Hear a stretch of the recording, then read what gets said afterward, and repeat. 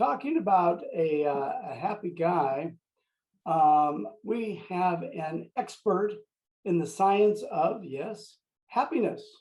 Tom Getzke has traveled to 65 countries around the globe to understand how people create their own happiness. So welcome to the virtual stage, Tom Getzke. The entire world came to a hard stop. This had never happened before. I remember sitting at my kitchen table going, okay, I think I can do this. Wear a mask and social distance and work from home. And all we have to do is flatten that curve. And in a couple of weeks, we're back to normal. Boy, was I wrong. Those weeks became months. The months became a year. This pandemic has taken an emotional toll on each one of us. A recent nationwide survey found that Americans are the unhappiest that we have been in over 50 years. This lacking of happiness is one of the aspects that's holding us back in life. This lacking happiness is taking away a lot more than we think. We all wish for happiness, and we often look to our happiness in the future. Now we think about, I'll be happy when, I'll be happy when I get that new job or the more money, or I get that promotion, then I'll be happy.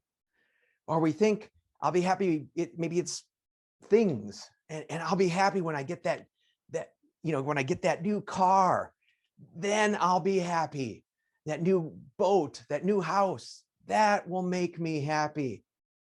Or maybe we look to other people to make us happy. We think, when I get that new boyfriend, that new girlfriend, or maybe that new husband, that new wife, that new partner, they will make me happy. It's up to them. Sometimes we think that we can just sit around and wait for happiness to find us. We think it takes luck.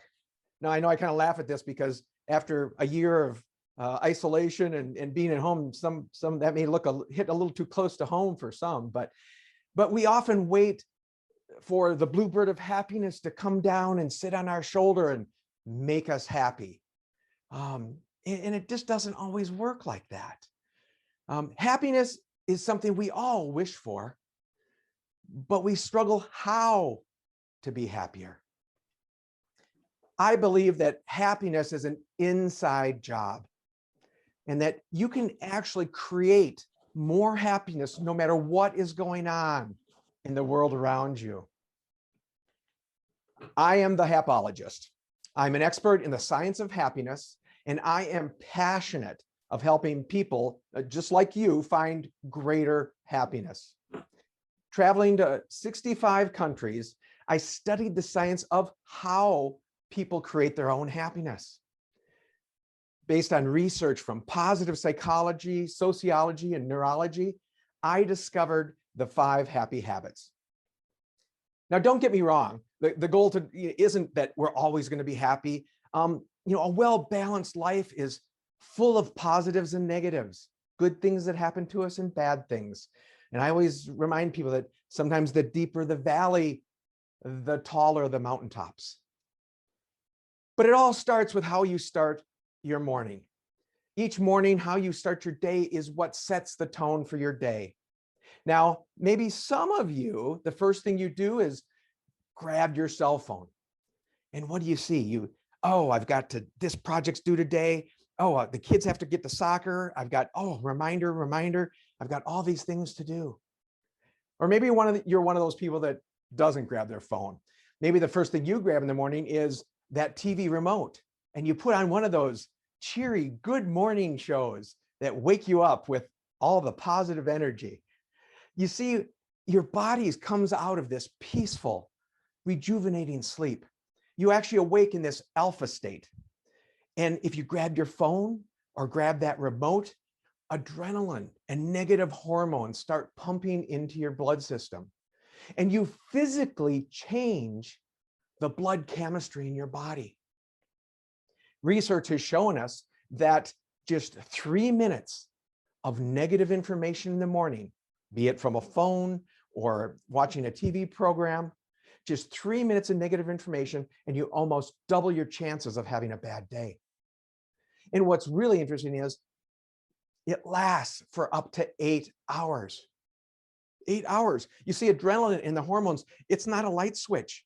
So once they get pumped into your system, they're there. But there is a way to start your day in a positive way.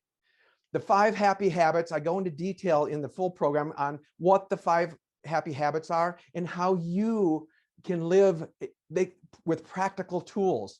These practical tools tap into and nurture the happiness that's inside of you. You know, this keynote can set the tone for your entire event, encouraging attendees to connect with one another. That's such an important thing. To be present, to learn and absorb and learn from each other. And it reinforces the value of being a part of your association or your community. You see, your happiness, it's up to you.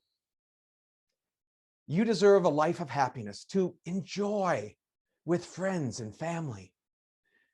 You deserve a life of happiness and a heart filled, overflowing actually, with joy and laughter. You deserve a life of happiness and the tools you need to be your best you. I would love for you to learn the 5 happy habits. Let's get you and your audiences the happiness you deserve. Thank you, Tom.